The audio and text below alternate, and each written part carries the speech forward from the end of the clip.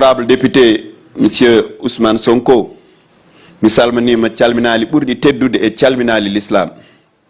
Honorable député Ousmane Sonko, nuynala nuyo bu gëna tedd ndax li nga doon. Savez-vous qu'il n'y a rien de plus beau, de plus exaltant que de pouvoir parler sa langue maternelle pour la pérenniser? Savez-vous qu'il n'y a rien de plus honteux, de plus ridicule que de perdre son héritage culturel, que seule la langue pouvait pérenniser et véhiculer? De 1959 à nos jours, tous les dirigeants de notre pays sont convaincus de l'intangibilité, de l'inviolabilité de l'article 1er de notre Constitution. Je cite: la République du Sénégal est laïque, démocratique et sociale. Elle assure l'égalité devant la loi de tous les citoyens, sans distinction d'origine, de race, de sexe, de religion. Elle respecte toutes les croyances. La langue officielle de la République du Sénégal est le français. Les langues nationales sont le Diola, le Malinké, le Pulaar, le Serer, le Soninké, le Wolof et toute autre langue nationale qui sera codifiée. Saviez-vous que c'est cet article qui constitue le ciment de notre unité nationale, de notre cohésion sociale, entraînant de facto notre métissage culturel, de notre âme éternelle? Honorable député le plus jeune des candidats pendant les élections présidentielles de 2019, est-ce à dire que vous envisagez de façonner les legs du premier président poète et du premier Maodo si vous accédez un jour au pouvoir? Heureusement, la dernière phrase du même article s'y opposera. Certainement, je le cite: le principe de la République du Sénégal est gouvernement du peuple, par le peuple et pour le peuple. À moins que vous tentiez de nous extirper du peuple. Kanden, le Mahatma Gandhi se dressera devant nous pour nous dire: refusez, agissez. Je cite: le véritable bonheur, c'est d'aller en prison, d'y subir souffrance et privation pour l'intérêt d'un peuple ou d'une religion. Se taire, ce n'est pas être muet, ça peut aussi être un refus de parler, de déranger, mais aussi d'accepter. Je vous remercie. Bandiraɓe, on calminama, on jurama, on jettama.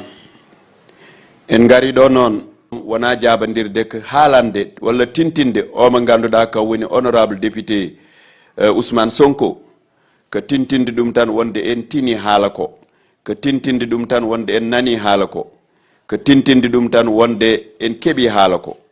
Saabu enen en gardani ɗo pour dugdede, en gardani ɗo pour haaldede, en gardani ɗo pour ñawdede. Garduɗen ɗo tan ko tegde hunde nde e sarɗi leydi ndi.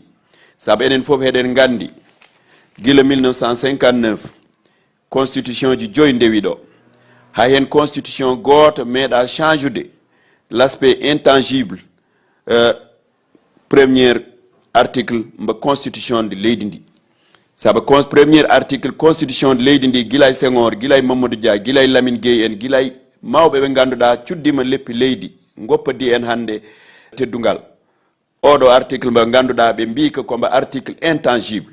Saabu ko mabbo woni article tahɗo gonduɗen, ko mabbo woni article tahɗo jaggadirɗen, ko mabbo woni article tahɗo goto e men fof andi wonde koye leydi he jeeya, goto e men fof andi wonde hay goto ɓuura ɗum e leydi ndi. On article hay goto meeɗama change gila 1959. On article wino: la République du Sénégal est laïque, démocratique et sociale. Elle assure l'égalité devant la loi de tous les citoyens, sans distinction d'origine, de race, de sexe, de religion. Elle respecte toutes les croyances. La langue officielle de la République du Sénégal est le français. Les langues nationales sont le Diola, le Malinké, le Pulaar, le Serer, le Soninké, le Wolof et toute autre langue nationale qui sera codifiée.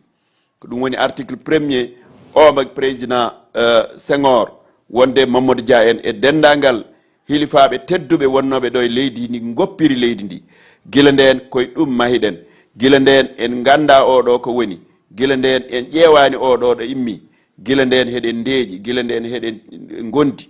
So wiyama noon hande sika président yahi ko wona hande tribune des Nations Unies fotide haalde ko ɗeɗo ɗemɗe ɗe biyaɗe ɗemɗe langue nationale, firti ko wonde hande min ɓiyam parnoɗo pulagu, jiɗɗo pulagu, sika woni hen hande ministre des affaires étrangères yahi Nations Unies wiyama yo haalton ɗemgal ngal wona ɗemgal ngal roni ngal wona ɗemgal ngal farni probléme ari e nder leydi ndi ko ɗum woni komin cali ɗum woni komin calato ɗum woni komin kalanta ko o mo ganduɗa ko kam waɗi ɗum ɗo wonde ko jiiɗa fof won ko ɗum wawi jibinde ede minen min jiiɗa probléme immoro e génération men kono kala no potɗen wadde pour wadde ɗum défendre ma en mbaɗ ɗum défendre saabu wi ko wonde sika en jalti e oɗo mboros gonɗo e leydi ndi ma en gartu hen wadde mbiyen ɗum enen nene heɗen paadi ko Gandhi wino ko saabu Mahatma Gandhi wino le véritable bonheur c'est d'aller en prison